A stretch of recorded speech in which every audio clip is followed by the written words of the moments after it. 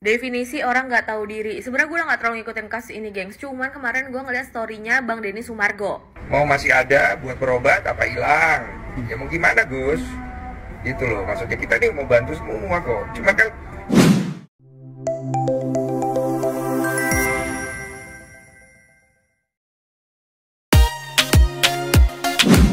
Denny Sumargo bongkar isi klausul dari tim Agus Salim kepada Teh Novi. Begini kronologinya. Sebelum kita lanjut, terima kasih yang sudah menonton dan subscribe Fakta Populer. Semoga selalu dilancarkan rezekinya dan selalu diberi kesehatan. Jangan lupa like dan tulis pendapat kalian di kolom komentar ya. Denny Sumargo mengungkap kekesalannya terhadap isi klausul mediasi antara Pratiwi Novianti, Novi, dan Agus Salim terkait dana donasi. Dalam mediasi yang juga dihadiri pengacara Farhad Abbas, Novi memutuskan walk out karena keberatan dengan isi kesepakatan, terutama setelah Farhad mendesak agar uang donasi diserahkan kepada Agus. Novi meminta agar Denny Sumargo dilibatkan dalam penandatanganan kesepakatan tersebut. Namun, Farhad Abbas menolak keterlibatan Denny dan bahkan meminta telepon Denny ditutup saat ia dihubungkan melalui video call selama mediasi.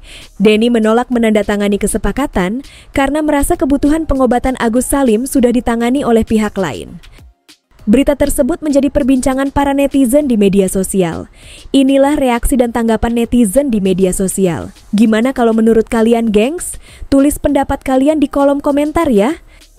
kasihan lihatnya, saya bisa melihat depresinya udah tinggi banget.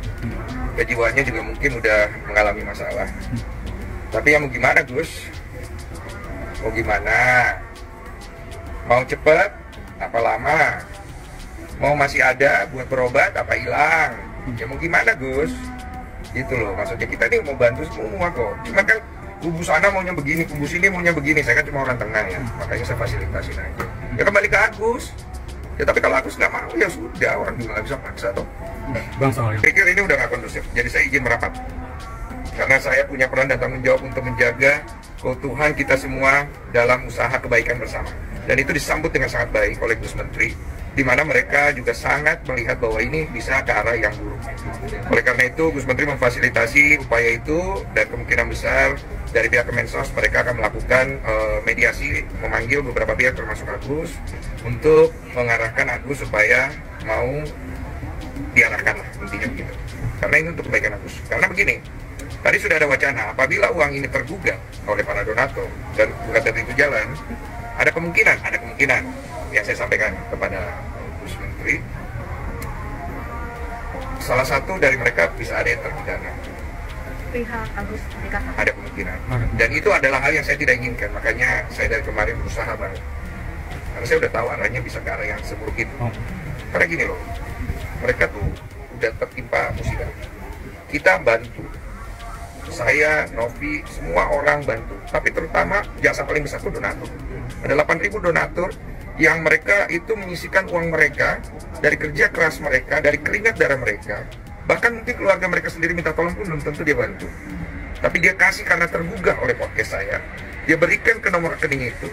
Yang dia baca di link deskripsi, akadnya pengobatan. Tapi kemudian ada terjadi kesalahpahaman, penyalahgunaan, oke lah, semua orang bisa khilaf. Dan itu sudah diselesaikan dengan baik. Tapi setelah itu, janganlah diperpanjang. Semua orang punya cara masing-masing, oke, saya hargai. Tapi bagaimana kita mau menyelesaikan sesuatu yang baik kalau kita sendiri tidak datang merendahkan diri? Kan susah. Nah itu pesan saya, jadi semoga segera bisa kelar. Saya cuma bisa bantu sampai di titik ini juga, karena saya juga bantu, kasihan juga Novi, kasihan Agus, kasihan orang-orang yang sudah keluar dari pusaran masalah ini yang berakhir namanya jelek. Kalau saya sebagai penonton sih saya melihat tidak ada kesepakatan aja di situ yang membuat akhirnya jadi chaos, dan akhirnya beberapa pihak jadi dirugikan ya. Dan saya juga pikir mungkin ada faktor telepon saya masuk gitu. Bang Farhad itu agak kurang suka sama suara saya, dia jangan begitu.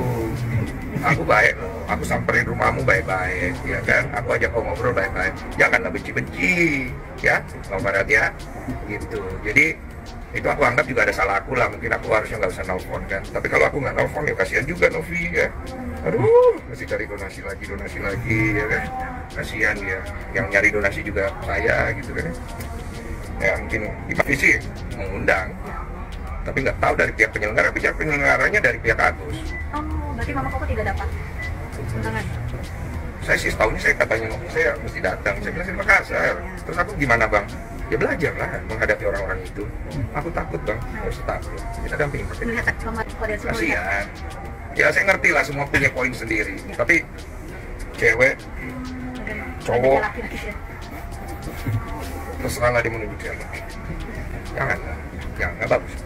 Atau saya masuk di waktu yang mungkin kurang tepat gitu, sehingga men-trigger amarah dari salah satu pihak, kekesalan, sehingga akhirnya dia jadi terintimidasi lagi gitu. Om Brian ya, saya kaget sih beliau kemudian menyatakan mundur di waktu preskon mereka itu. Saya melihatnya ya ini pasti terjadi sesuatu perbedaan pandangan di antara klien sama lawyernya, dan saya pikir mereka harus selesaikan sih, karena aku pikir tidak baik sehingga nanti mereka jadinya udah bareng dari awal, kemudian mereka terpecah gara-gara hasutan, kemudian hujatan. Kan Om Brian itu kena hujat juga kan, kasihan juga. Itu kan nggak perlu kesana harusnya semua arahnya. Cuma itu draft 7 turunan atau enggak, itu gue posting, itu gue nanya sebenarnya ini arahnya ke 7 turunan apa gimana, kan ada tanda tanya gitu loh. Kalau memang ternyata bukan 7 turunan ya bukan, berarti saya juga kurang tahu hukum, kan saya orang bego, nggak pinter gimana. Tapi kan rep itu mungkin nyiram, nanti rasakan apa yang sekarang Agus, nanti dikasih 3 miliar. Kasih aja langsung ke Agus. Kan ditantang kok. Loh, kok nantang? Kenapa? Kan niatnya mau membantu Agus kan? Iya. Kasih ke Agus uang 3M-nya. Udah nggak usah ada siram-siram lagi. Nggak bagus loh. Itu pidana loh. Siram air keras ke muka menyuruh orang itu nggak boleh loh. Jangan loh. Ya, tolonglah. Jangan ribut-ribut lah. Ya, saya tahu ada kekecewaan, ada sakit hati, ada ini, ada yang nyari ini, nyari itu. Janganlah ya. Yang tolong tunjukin sama-sama. Kita ini bangsa yang punya adab. Ya. Oke, Kak. Apa donatur yang akan Kalau pidananya itu kemungkinan penyelewengan, arahnya lebih ke sana sih. Tapi Pak Menteri nggak mau, kasihan. Kalau bisa jangan, makanya beliau mau turun tangan untuk ngasih waktu kayak gini. Banyak kerjanya loh, Pak Menteri itu lebih sibuk. Bukan cuma ngurusin satu orang loh. Kasihan Pak Menteri ini. Janganlah. Udah sampai kalau sampai dipanggil Pak Menteri mau ketemu, masih juga. Udah Pak, saya bilang sama Pak Menteri, biar saya beresin Pak.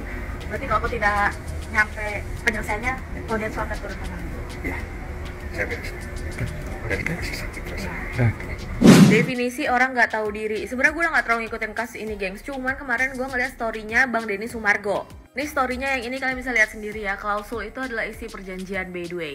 Bait yang pertamanya, apabila uang itu habis, maka akan dilakukan penggalangan donasi lanjutan gitu. Jadi kayak pengen minta duit lagi. Terus habis itu yang kedua, intinya adalah perjanjian ini nggak akan berakhir gitu. Walaupun salah satu pihak udah nggak setuju. Terus habis itu bakal kayak dipenuhi oleh masing-masing para ahli waris.